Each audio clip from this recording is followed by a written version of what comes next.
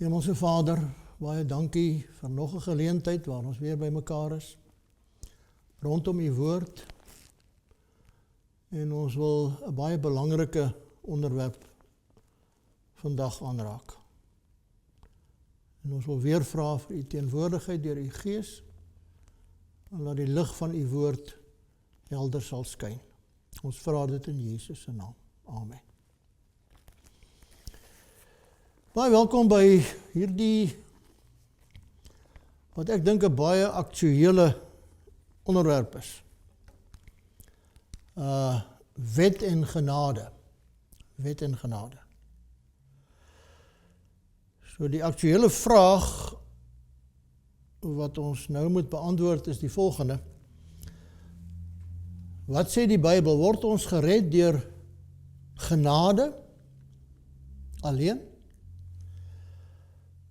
Of word ons gered deur ons werke van die wet? Of word ons gered deur genade en ons werke?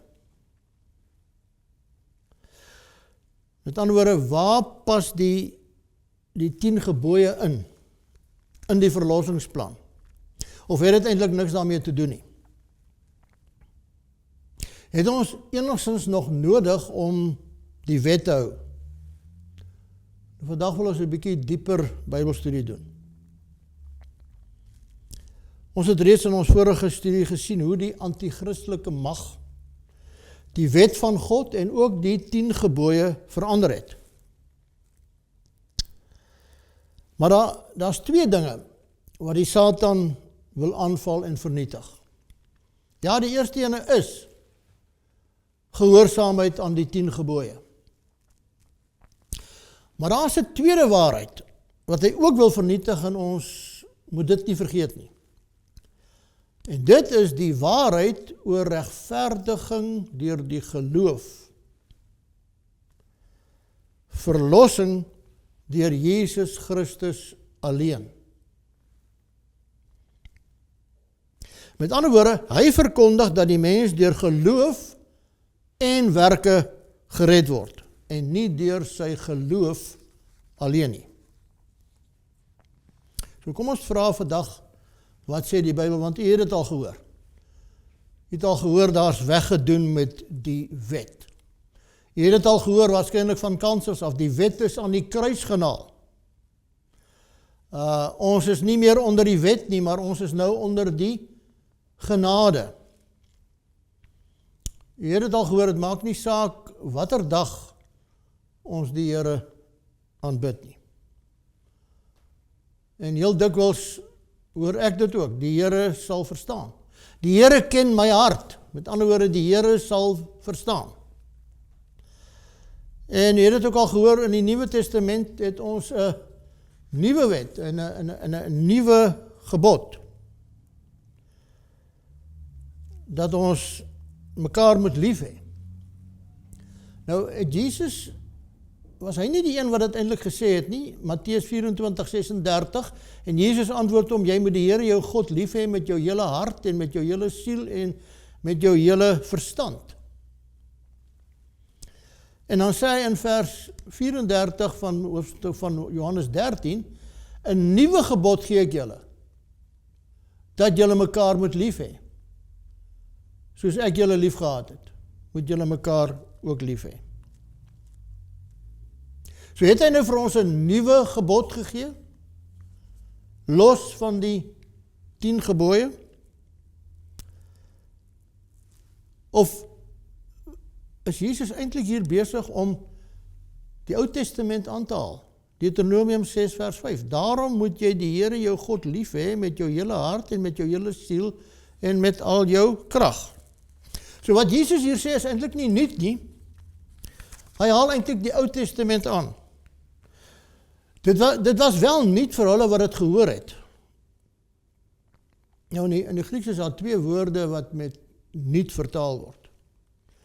Die een woord is die woord neos, die betekenis van nuut, asof dit nog nooit voorheen bestaan het. Dit het eintlik nog nooit voorheen bestaan nie. So toe die Here die skepping gemaak het, was dit nie, dit het nog nooit voorheen bestaan nie, maar nou is daar 'n ander woord in die Grieks, en die woord is karnas, en die betekenis van hierdie woord karnas is ook nuut, maar dit is nuut vir die individu, dit het al voorheen bestaan, maar dis nou nuut, hulle het dit voorheen nie geweet nie, en omdat hulle dit nou weet, nou is dit nuut vir hulle.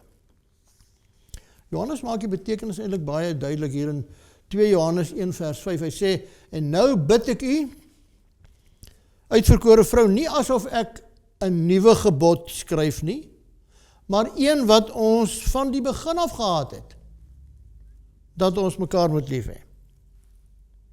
So dit is nie 'n nuwe gebod dat ons mekaar moet lief hê nie, dit is 'n gebod wat ons van die begin af al gehad het. En dan kom hier dieselfde Johannes en hy sê iets, hy sê, en dit is die liefde. Met ander woorde, kom ek vertel vir julle, wat is die liefde? Kom ek gee vir julle 'n definisie van die liefde. Nou wat is die liefde? Kom ons vra mekaar, wat is die liefde? Ons sien baie definisies van die liefde, maar is die liefde dit wat jy op TV sien, of in die theater, of in 'n romantiese boek? Of is daar 'n ander definisie? Wat is die definisie van die liefde? Is daar 'n definisie in die Bybel, en nou sal party mense sê, ja, daar is. In 1 Korintiërs 13, die liefde is vriendelik, die geliefde is geduldig, is nie jaloers nie, praat nie groot nie, die liefde is nie opgeblaas nie, die liefde is nie verbitterd nie, maar weet jy wat? Dis eintlik maar net 'n beskrywing van hoe die liefde in die praktyk lyk. Dis eintlik wat dit is. Maar nou kom Johannes en hy sê, kom ek gee julle 'n definisie. Dit is die liefde. Luister, hier is die definisie van die Bybel met betrekking tot liefde. Johannes 1 vers 6, en dit is die liefde. Wat? Dat ons wandel volgens sy gebooie. Nou, as dit dan die definisie van die liefde is, wat beteken dit? Dit beteken jy kan nie die 10 gebooie met liefde gaan vervang nie. Die 10 gebooie is liefde. Die wet is gelyk aan liefde. Liefde is om die 10 gebooie te hou. Maar nou sê die Bybel ook, behalwe die wet wat liefde is, kom die Bybel en hy sê vir ons, want God is liefde. 1 Johannes 4, vers 8.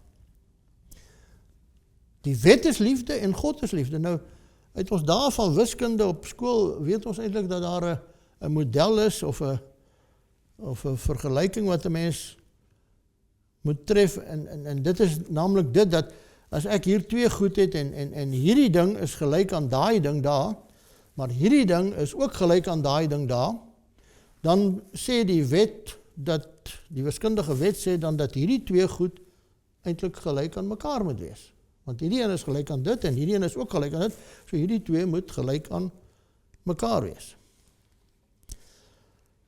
Nou, God is liefde, en liefde is ook die gehoorsaamheid aan die wet van God, die gebooie. Met ander woorde, wat beteken dit? Dit beteken eintlik dat die gebooie beskryf eintlik vir ons die liefde en die karakter van God. Gehoorsaamheid aan die gebooie is 'n soort beskrywing van wie God is. Paulus maak dit eintlik baie duidelik in sy brief aan die Romeine. Hy skryf in Romeine 13 vers 8, wees aan niemand iets skuldig nie, behalwe om mekaar lief te hê, want hy wat 'n ander lief het, het die wet vervul. Nou van watter wet praat Paulus nou hier? Wel, jy moet net verder lees, vers 9.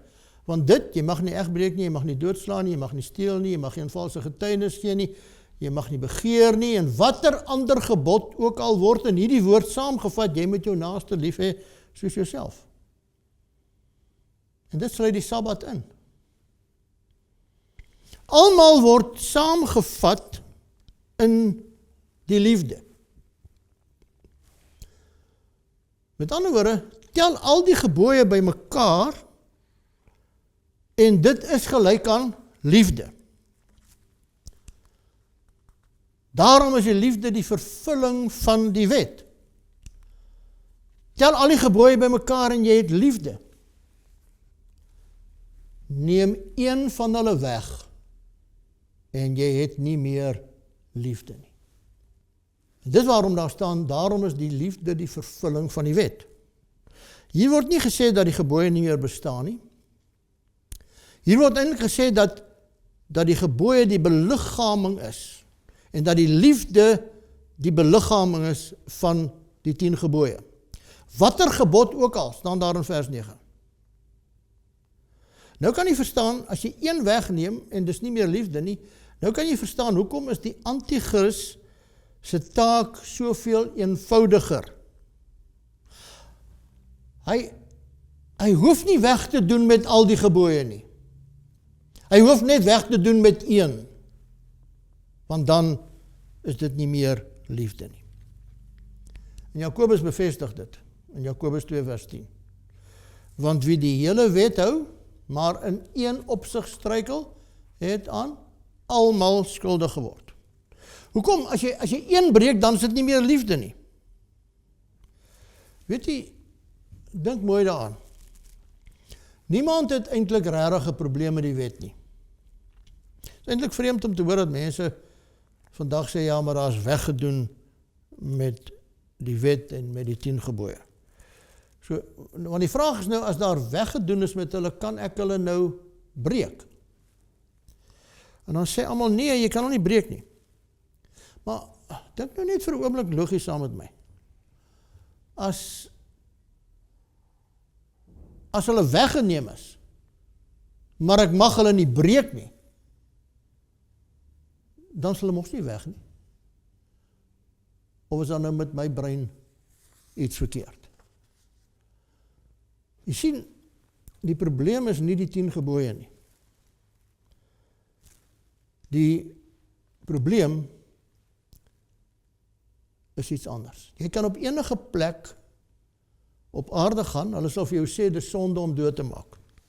Jy mag nie steel nie en almal sê amen. Jy mag nie die naam van die Here jou God uitelik gebruik nie, almal sê staan.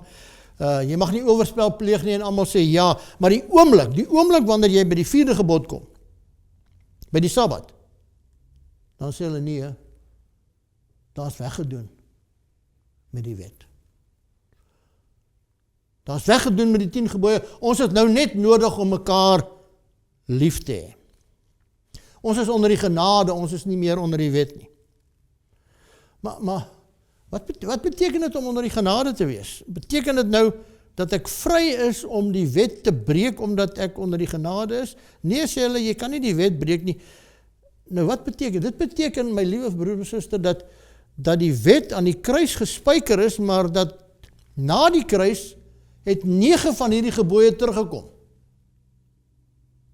Ja, ek hoor nou die dag, selfs 'n predikant oor die radio so preek, dat die kruis, by die kruis is die 10 gebooie aan die kruis genaal, maar na die kruisiging het 9 van die gebooie teruggekom, net 1 het nie teruggekom nie, en dit is die 4de gebod. So nee, my liewe broer en suster, die probleem is nie die wet nie. Die probleem is die Sabbat. Dis die probleem. So kom ons vra Jesus self of hy weggedoen het met die 10 gebooie of met die Sabbat. Matteus 5 vers 17. Moenie dink dat ek gekom het om die wet of die profete te ontbind nie. Ek het nie gekom om te ontbind nie, maar om te vervul. Nou dit klaar nou sekerlik tog die saak uit, dis duidelik is dit nie. Dit maak nie saak wie dit is, wat dit sê nie. Dit maak nie saak met watter gesag hulle dit sê nie. Dit maak nie saak watter groot kerk dit is wat dit vir jou sê nie. Moenie eers daaraan dink dat ek gekom het om die wet te ontbind nie. Ek het nie gekom om te ontbind nie, maar om te vervul.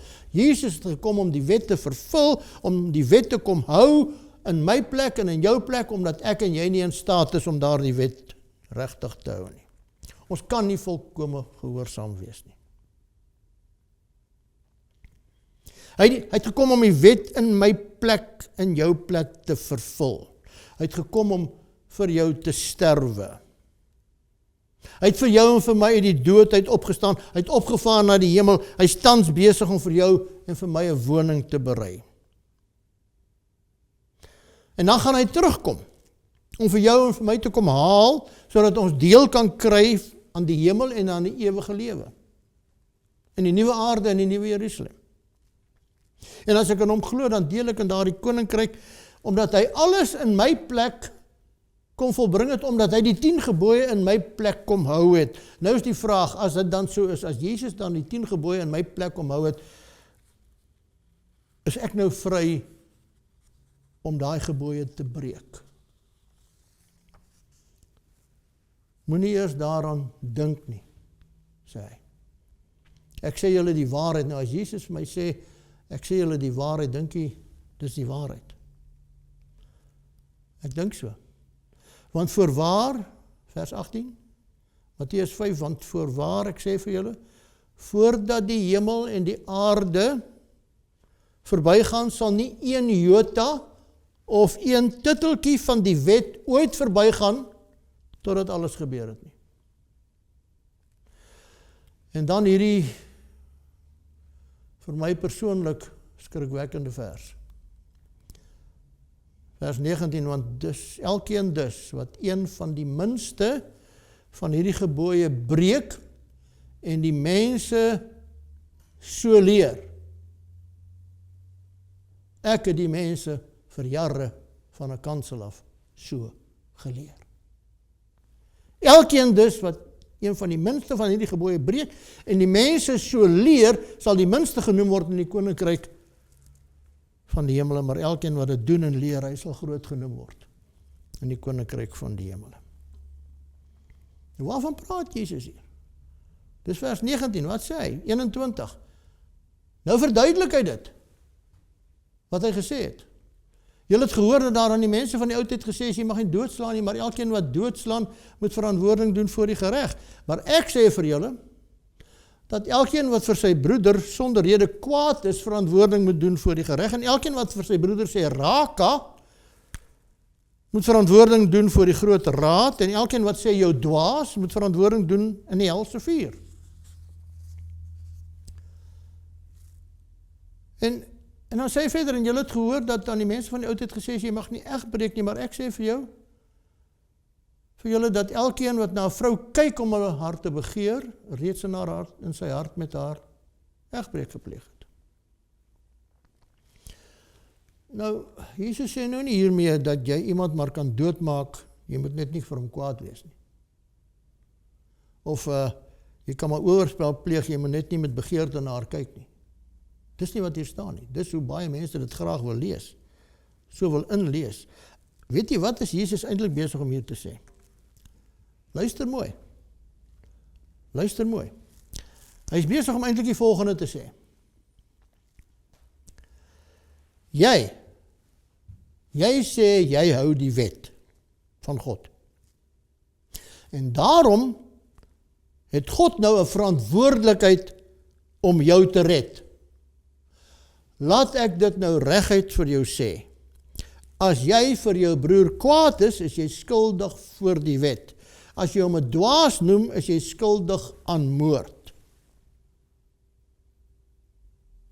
Doen Jesus nou hiermee weg met daai gebod, jy mag nie doodslaan nie? Natuurlik nie. Hy verhef eintlik die wet. Hy verintensifiseer die wet. Hy maak dit onmoontlik vir enige iemand om te sê, Here, hier staan ek hou nou u wet en om daardie rede moet u my nou red, sodat ek nie deur genade en genade alleen gered hoef te word nie. Hy maak dit onmoontlik vir enige iemand om dit te sê. Nou vra hy seker, nou Maar hoekom hanteer ons nou nie daai moeilike tekste met betrekking tot wet en genade nie? En daar is 'n paar van hulle, en ek dink ons moet nou soontoe gaan. Paulus is eintlik die een wat dit vir ons in die woord neergepen het. Daar is 'n paar moeilike tekste. Ja, kom ons wees eerlik dat Paulus het maar 'n paar snaakse uitsprake in hierdie verband genoem. En as jy Paulus gaan buite konteks lees, dan kan jy baie maklik die afleiding maak dat Paulus eintlik gesê het dat daar weggedoen is met die wet, dat ons eintlik nie nodig het om die wet meer te hou nie. Het jy geweet dat Petrus ook eintlik 'n probleem met Paulus gehad het? Wie was Petrus? En Petrus was hierdie visserman. Petrus was nie geleerd nie. Paulus was hierdie geleerde man. Wat skryf Petrus van Paulus? Hy sê, en ag die lankmoedigheid van ons Here as saligheid, soos ons geliefde broeder Paulus, ook met die wysheid wat aan hom gegee is, aan julle geskryf is. Net soos in al die briewe, hy spreek daarin oor hierdie dinge waarvan sommige swaar is om te verstaan. Wat die ongeleerde en onvaste mense verdraai, net soos die ander skrifte tot hulle eie verderf. So tot arme Petrus het 'n probleem met Paulus gehad. Sommige dinge is swaar om te verstaan. Nou daar's 3 sulke tekste en ons wil graag vir jou vandag die sleutel gee om daardie tekste mee oop te sluit. Wat het Paulus bedoel toe hy dit gesê het? Kom ons gaan na die eerste een toe. Romeine 3 vers 28, 'n bekende een. Ons neem dus aan dat die mens geregverdig word deur die geloof sonder die werke van die wet. So, wat sê Paulus hier? Hy sê, jy gaan gered word deur jou geloof. Jy gaan nie gered word deur die 10 gebooie te hou nie. Niemand word gered deur gehoorsaamheid aan die wet nie. Nou as Paulus dit sê, kan 'n mens waarskynlik nou aflei dat die wet dan nou nie meer nodig is nie, dat die wet mos nou eintlik weggeneem is. Maar nou ongelukkig is dit nie al wat hy gesê het nie, dis vers 28. Nou moet jy bietjie verder lees en dit in sy konteks lees, want nou kom jy by vers 31 en dan sê hy, maak ons dan die wet tot niet deur die geloof. Nee, stellig nie, inteendeel, ons bevestig die wet. Ons word nie deur die wet gered nie. Ons word deur genade sonder die wet gered. Niemand gaan deur die wet gered word nie. Wis daai genade nou die wet uit, dat ek nou nie meer nodig het om die wet te hou nie? Nee, sê hy, sekerlik nie. Dit bevestig die wet, dit verhef die wet. Nou, vir die oningeligte is dit baie moeilik om te verstaan hoe Paulus nou van vers 28 kom by vers 31. Maar hier is die sleutel. Al verstaan jy nie die stappe nie, dit is sy slotsom. Sy slotsom, naamlik, geloof maak nie die wet tot niet nie. Maar geloof bevestig eintlik die wet. En daarom, liewe vriende, enigiemand wat enige vers of verse van Paulus vat en sê dat die bedoeling daarmee is dat daarmee die wet mee weggedoen is eintlik besig om Paulus te misinterpreteer. Is besig om 'n uitspraak van Paulus buite sy konteks te lees. Moenie daardie persoon of persone glo nie. Ons moet by die slotsom uitkom en daarmee saamstem, al verstaan ons dit nie heeltemal nie, want anders dan gaan ons deur die valse profete rondgeslinger word. Want die oomblik wanneer jy by die Sabbat kom, gaan die valse profeet vir jou sê, daar's weggedoen met die wet. Kom ons kyk na 'n tweede moeilike teks.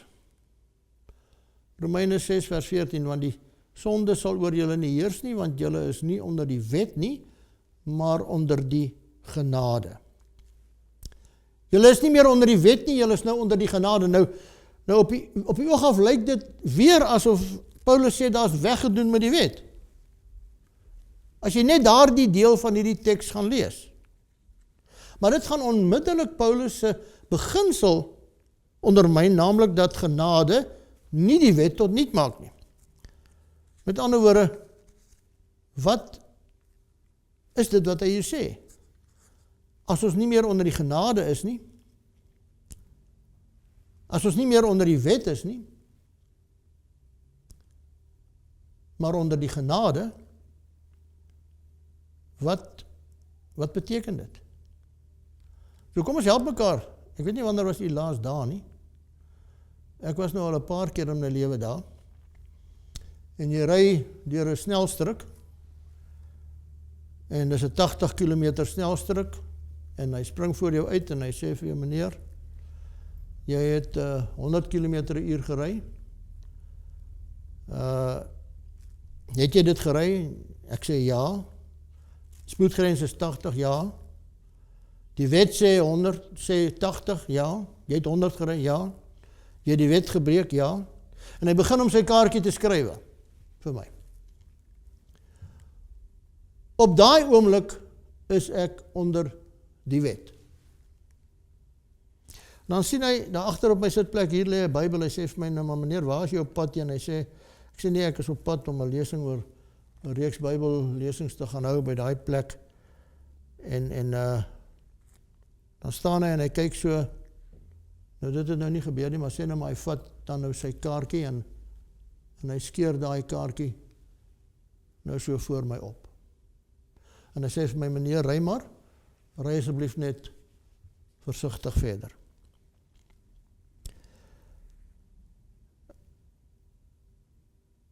Ek is nou onder die genade. Is ek nog onder die wet? Ja.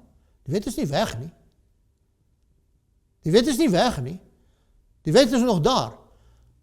Maar ek is nou genade betoon onder die wet. Want hy het nie nodig gehad om dit te doen nie. Ek het dit nie verdien nie. Ek was skuldig, maar ek hoef dit nie meer te betaal nie. En nou, omdat ek nou onder die genade is, nou trek ek daar weg en ek ry 120 km/h. Want ek is mos nou onder die genade. Is dit wat ek doen? Nee. Nee. Inteendeel, hy het my dan nou net vrygespreek. Ek wil hom nie teleurstel nie. Hy het my kaartjie opgeskeer. Hy het vir my aan die kruis gehang, hy het sy lewe vir my gegee. Hy wil die ewige lewe aan my gee. Is daar enige manier waarop ek nou moetswilliglik sy wet gaan oortree? Nie, inteendeel, nou ry ek 75 km/h verder, want genade bevestig die wet. Genade bevestig die wet. Die derde en die moeilike teksvers in die Bybel. Hierdie ene. Kom ons lees hom saam, Kolossense 2 vers 14. En die skuldbrief teen ons, wat met sy insettinge ons vyandig was, uitgedelg en weggeruim het deur dit aan die kruis vas te naal. Nou sien jy, daar staan dit nou in die Bybel. Hoor ek sommer iemand sê, daar staan dit. Die wet is aan die kruis genaal. Ons hoef hom nie meer te hou nie. Wag 'n bietjie. Paulus sê dat genade die wet nie kanselleer nie. Hierdie moet iets anders beteken. Wat is dit? Kom ons lees die vers in sy konteks. Dit beteken ons moet 'n bietjie vooraf lees en ons 'n bietjie daarna ook lees. Nou vers 16 sê, dit was nou vers 14 wat ons net nog gelees het, hierdie is vers 16, laat niemand julle dan oordeel in spys of in drank of met betrekking tot 'n fees of nuwe maan of Sabbat nie. Hoe klink dit nou vir my of dit nog eintlik moeiliker word? Moenie dat iemand julle oordeel oor of met betrekking tot die Sabbat nie.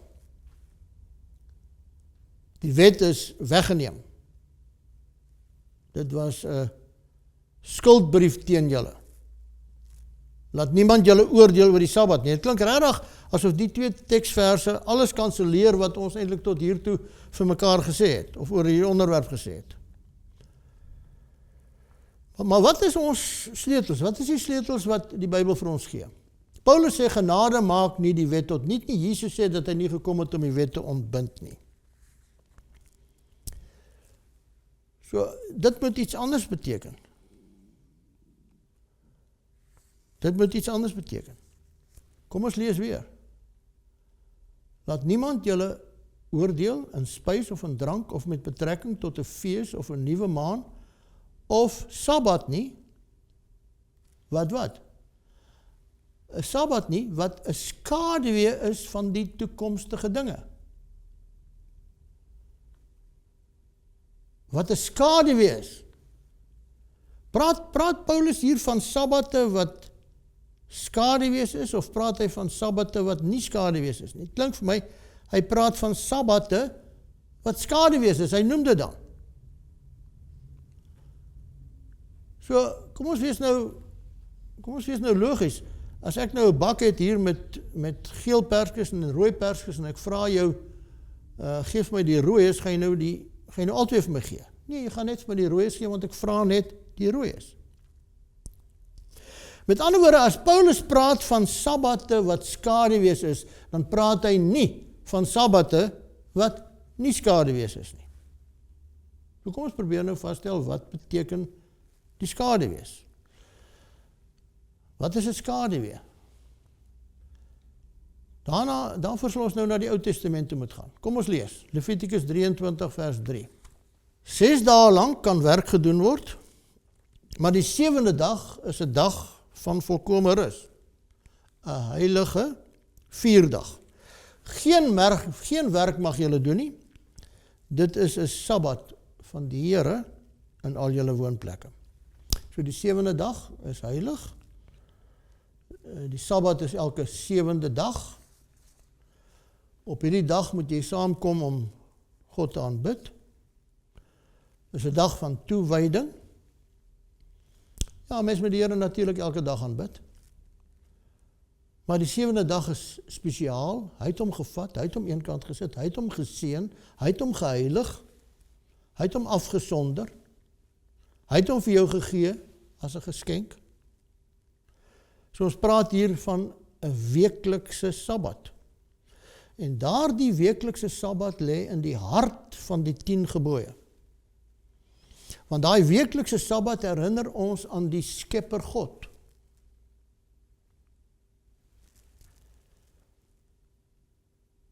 En daarom lees ons, hierdie is vers 3 en vers 26, lees ons nou ook van iets anders.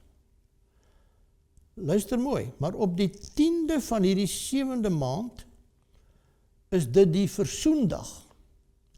'n heilige vierdag moet dit vir julle wees. Vers 26, 32, 'n dag van volkome rus moet dit vir julle wees, en julle moet julle verootmoedig.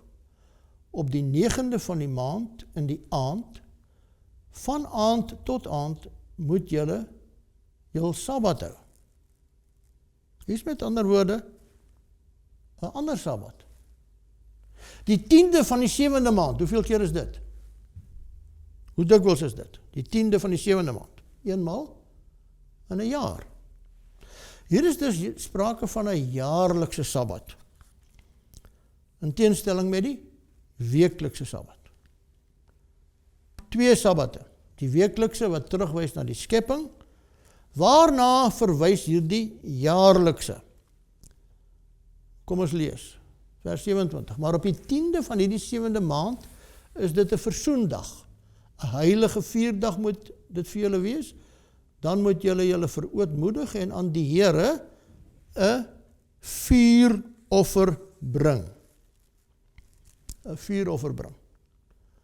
Elke een van hierdie jaarlikse sabbate, en daar was 'n hele klompie van hulle, het offerandes gehad. Brandoffers, vuuroffers, dankoffers. Elkeen het offerandes gehad. Nou, daar is 'n hele paar van hulle. In die eerste maand, op die 14de van die maand, is dit die Pasga van die Here. Op die 15de van hierdie maand is die fees van die ongesuurde brode van die Here. Maar julle moet 7 dae lank aan die Here 'n vuuroffer bring. Ons lees dit elke keer. Op die 15de dag van hierdie 7de maand is dit 7 dae lank die Hittefees van die Here. Op die eerste dag moet daar 'n heilige vierdag wees. Geen beroepswerk mag julle doen nie. Met ander woorde, julle moet dit soos 'n Sabbat hou. En dan hier kom die antwoord vir ons. Levitikus 23:37. Dit is die feesdae van die Here wat julle moet uitroep as heilige 4 dae om aan die Here 'n vuuroffer te bring, 'n brandoffer en spysoffer, 'n slagoffer en drankoffers, soos vir elke dag voorgeskrywe, behalwe die Sabbate van die Here. Behalwe die weeklikse Sabbate. Al die ander het offerandes gehad. So hier word het vir ons baie duidelik gesê dat daar 2 wette is. Die morele wet en die seremoniele wet. Die jaarlikse wette, wat jaarlikse Sabbate gehad het, was 'n vooruitskaduwing van wat? Wat het hierdie offerandes na heen gewys? Wat het daai lammetjie verteenwoordig? Of wie het die lammetjie verteenwoordig? Wat daar, waar die sondaar gekom het en sy sondes simbolies op die kop van hy lammetjie geplaas het in die heiligdom. Daardie lammetjie het vooruitgewys, dit was 'n skaduwee van die lam van God wat eendag sou kom. Met ander woorde, hierdie jaarlikse Sabbate was almal skaduwees na Jesus, die lam van God wat sou kom. En daarom, die dag toe hy sterwe, toe word daardie slagoffers, spysoffers, vuuroffers, word mee weggedoen. Die voorhangsel skeur in 2 en ons kan in die allerheiligste inkyk. Slagoffer en spysoffer is verby. Hy het dit laat ophou. Ons het ons studie gedoen in die 2300 aande en môres studie. 2 Sabbate. Kom ons lees daarvan, net om dit baie duidelik vir ons uit te spel. Duideliker kan die skrif dit nie vir ons gee nie. Deuteronomium 10 vers 1. In die tyd het die Here vir my gesê, kap vir jou 2 kliptafels, soos die eerste, en klim op die berg na my toe, maak vir jou ook 'n ark van hout. Hy sê, en ek sal op die tafel skrywe die woorde wat op die eerste tafels was, wat jy verbrysel het. En jy moet dit in die ark sit. Hier is die opdrag van die Here. Hy sê, kom, bring die kliptafels, ek sal weer met my vinger op hierdie klip skrywe, dieselfde as die 2 wat jy verbrysel het, en dan neem jy hierdie 2 kliptafels en jy gaan sit dit binne in die verbondsark. Binne in die verbondsark. Met sy vinger geskrywe op klip. Die 10 gebooie. En jy moet dit na die allerheiligste toe vat en jy moet dit in die verbondsark gaan sit.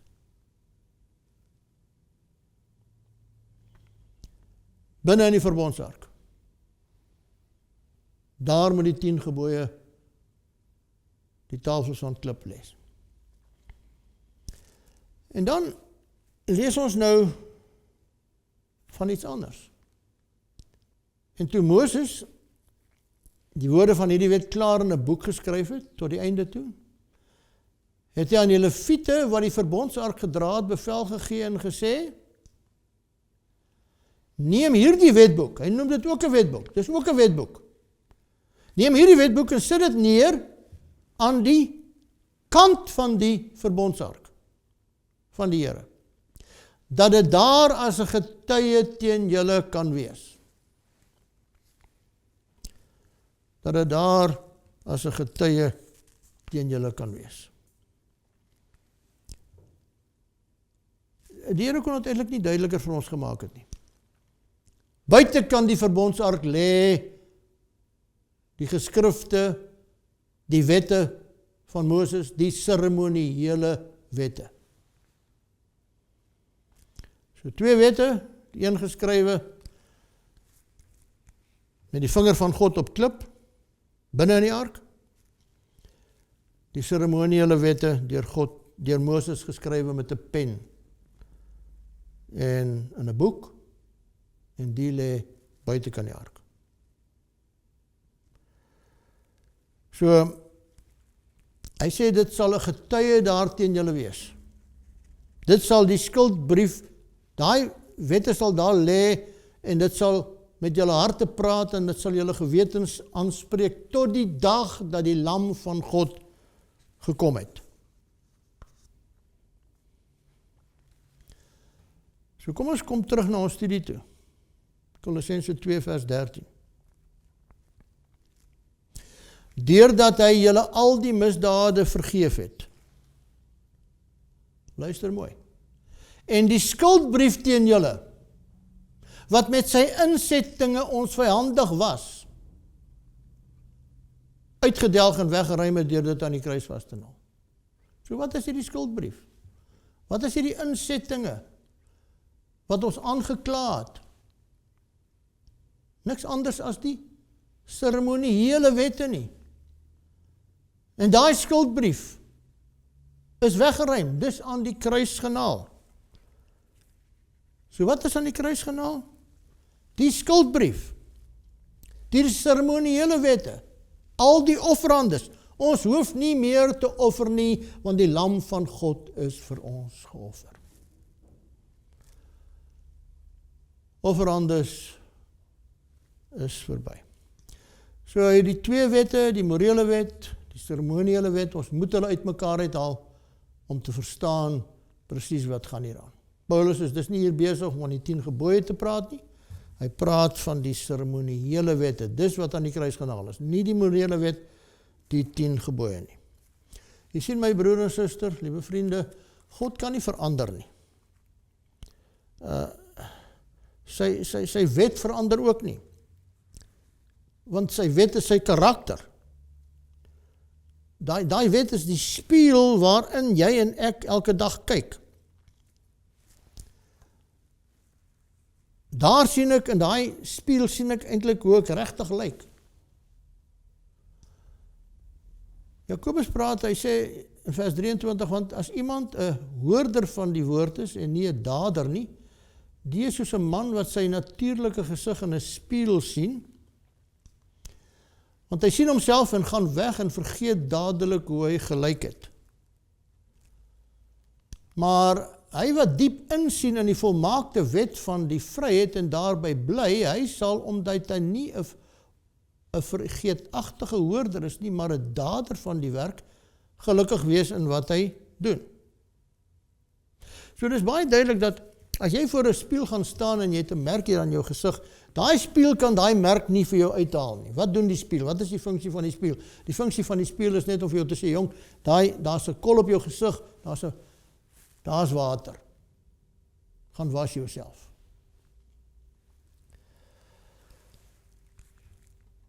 Net so is die wet slegs die aanwyser, die spieël, waarin die sondaar kyk op sy pad na die kruis toe. Eintlik is Paulus, hy sê in Romeine 7 vers 7, inteendeel ek sou die sonde nie anders as deur die wet geken het nie. En elke keer wanneer ek in hierdie spieël kyk, dan staan ek skuldig en dan weet ek dat ek verlossing nodig het. Want jy sien, dit openbaar my sonde aan my en ek hou nie daarvan nie. God dank dat die onderhouding van die wet my nie gaan red nie. Jy moet mooi oor wat ek nou vir u sê. My goeie werke gaan my nie in die hemel bring nie. My sondes gaan my nie in die hel bring nie. My eindbestemming gaan bepaal word deur die vraag, wat het jy met Jesus gedoen? Dit gaan oor 'n verhouding met hom. My liewe vriend, my vriendin, dis die kritiese vraag vandag. Hoe lyk my verhouding? Hoe lyk jou verhouding met hom? Hy het sy alles vir jou kom gee. Wat van jou lewe is jy bereid om vir hom te gee? Hoe belangrik is daardie verhouding vir jou? As hy nou vanmôre, vandag voor jou kom staan en vir jou sê, hier is my karakter. As hy nou vandag hier kom staan en sê, hier is my karakter, my wet. Hier is my wet. Dis hoe ek graag wil hê dat jou karakter ook moet lyk. Dis hoe ek graag wil hê jy moet lewe. Wat gaan jou antwoord wees?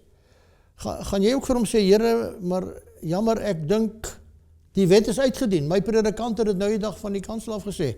My profeet het dit nou die dag voor duisende mense gedemonstreer. Jy dit mos aan die kruis volbring. Ek hoef dit mos nie meer te hou nie. Hier is Kobus van Rensburg, van Stilfontein, wat 'n ark gebou het. En toe die ark stukkend geslaan het, om te demonstreer wat hy van die 10 gebooie dink. En dit terwyl duisende mense staan en juig. Thank you.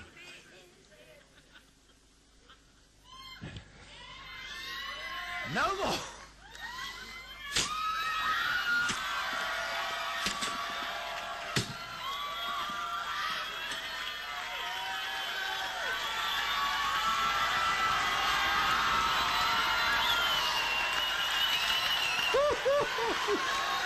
Joy!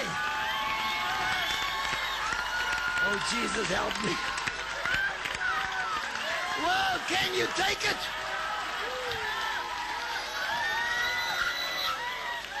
Oh, man.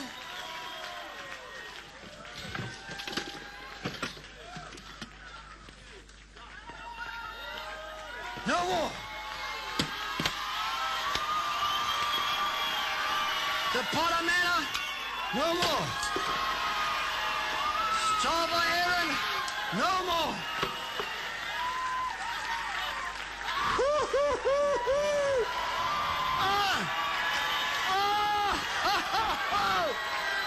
Woo!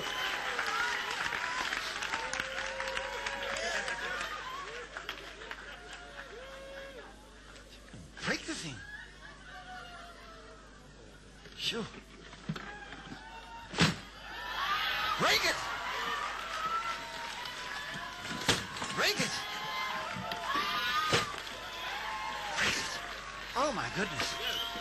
Break it. He said break it.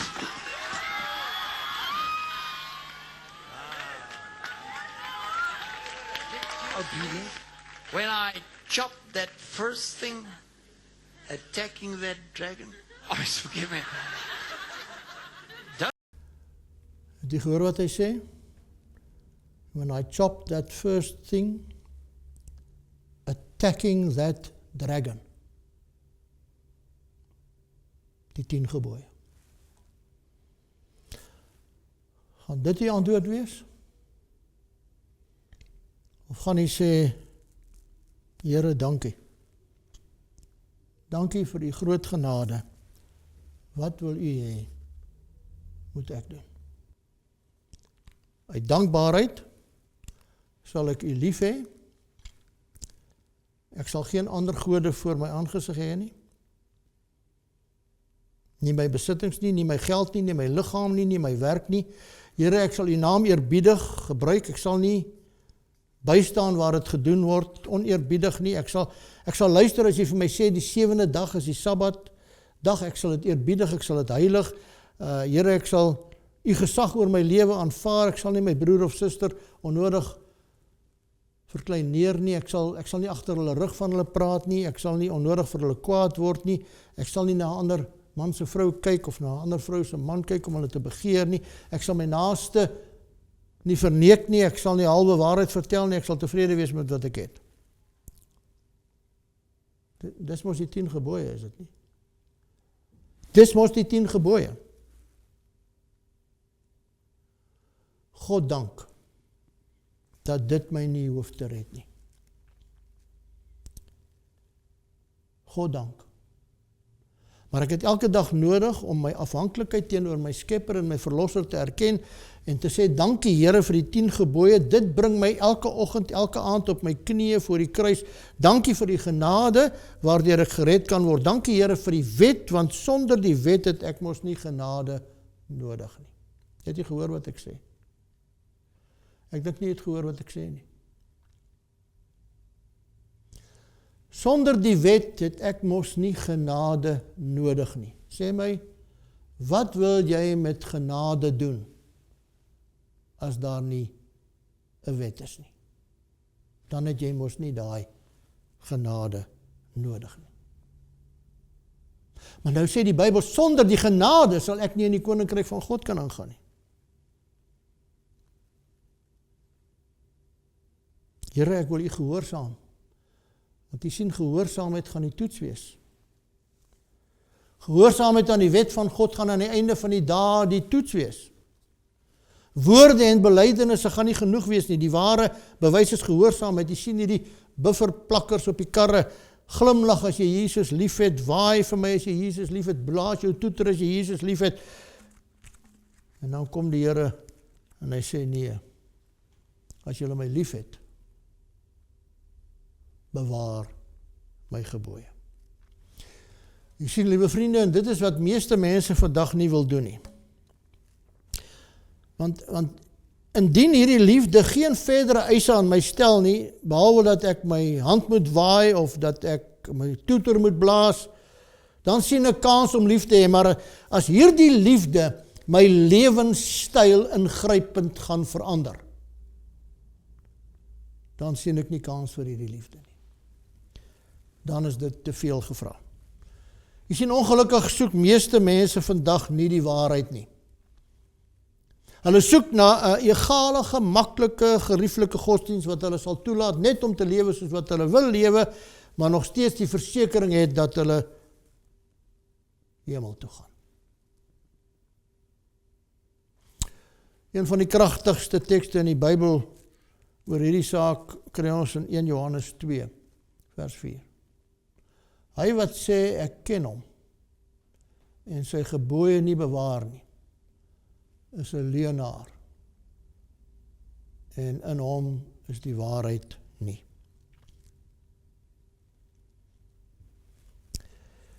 Die Here sê self, daar gaan hulle wees wat skree, Here, Here, het ons nie in U naam geprofeteer nie, het ons nie in U naam duiwels uitgedrywe nie, het ons nie in U naam kragtige dade gedoen nie, en ek gaan vir hulle sê, ek het julle nooit geken nie.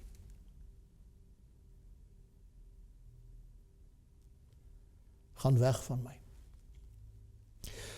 Jy sien, om Christus te ken, is om hom lief te hê. En om hom lief te hê, is om hom te gehoorsaam. Die Bybelskrywers is baie duidelik, as iemand Christus nie gehoorsaam nie, dan het hy hom nie regtig lief nie.